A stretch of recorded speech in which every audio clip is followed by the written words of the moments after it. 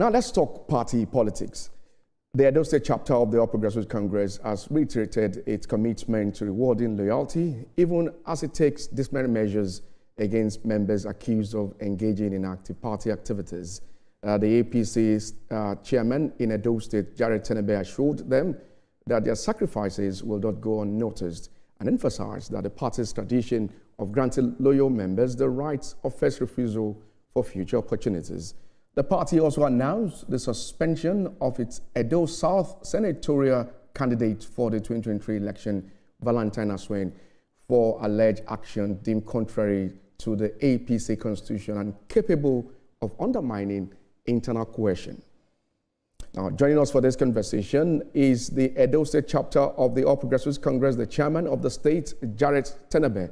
Good morning. Thanks so much for joining us on the program. Thank you for having me.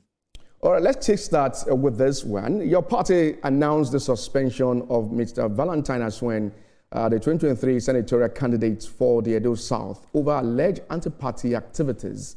Now, the disciplinary committee describes its conduct runs contrary to the spirit of unity, loyalty, and collective progress enshrined in the constitution of your party. What do you make of this decision, and how will this foster more unity for the state? Well, you see, I will always use myself as an example. I've always told everybody in the party that the 2.5 million votes we promised to give to Mr. President is possible and is settled.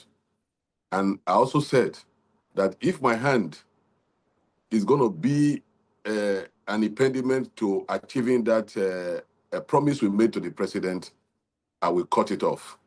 Even if it's my head, I'm going to cut it off. So the party, as it stands today, cannot condone indiscipline, because if we condone indiscipline, there are a lot of things we will not be able to achieve. We won't be able to achieve that promise we made to Mr. President for 2027. So that's what is playing out. And I can tell you that the person is remorseful, and within the party, there is already internal mechanism to ensure that we get out of that. So we are working within ourselves, and very soon we are going to come out with another release again. And that's the reason why you see that we want to ensure that we instill discipline in everybody, most especially as we go forward to 2027 general election. So that's what you are seeing. APC is a disciplined party. APC does not condone indiscipline, most especially as we are going to the election. So that was what you saw. But I can tell you that those issues are almost resolved. Okay, you say APC is a disciplined party, but how do you react to the insinuations of lopsidedness in the appointment of political office holders in the state? Well, there's no lopsidedness in it. All the appointments made so far by the governor of Edo State is been in line with the promises he made, and there is no local government senatorial district that is not captured in the appointments of Senator Monday Okpewolo as it stands today. I think these are rants from opposition, the small opposition remaining in the state. They are the ones ranting because they are very loud in social media. And I can tell you that that's social media ranting. And the appointment the governor has made so far is 100%, and it captures every senatorial district and every local government and even wards.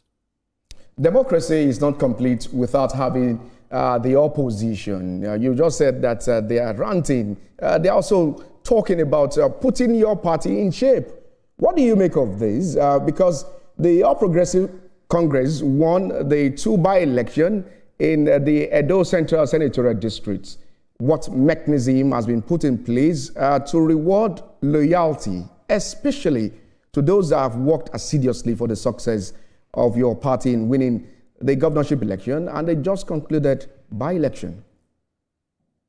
Well, the by-election is a referendum on the administration of Senator Monday Okpebholo that is just very new.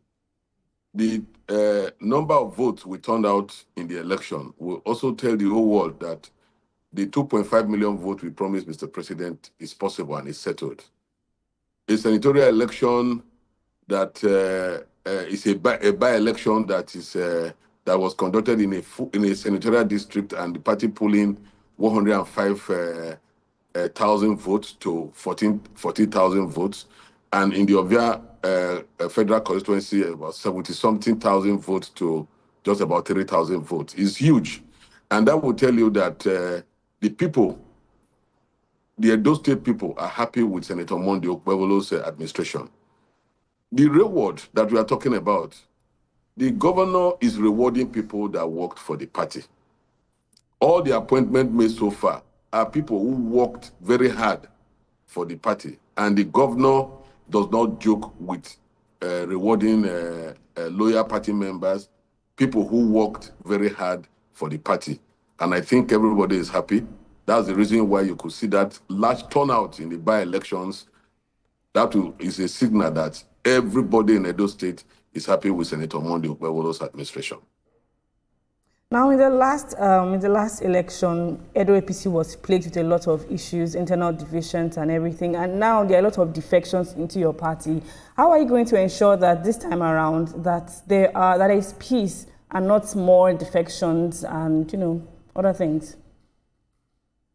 Yes, the reason why people are defecting into the APC is what the governor of the state, Senator Monday Okpebholo, is doing. He has turned Edo State to a construction site. He is doing everything in all aspects of Edo lives. And also, the president is also doing a lot for the country, and everybody is seeing what the APC is doing in Nigeria. If you look at all the states in Nigeria, you discover that the development in APC states is huge, and come to Edo State is enormous.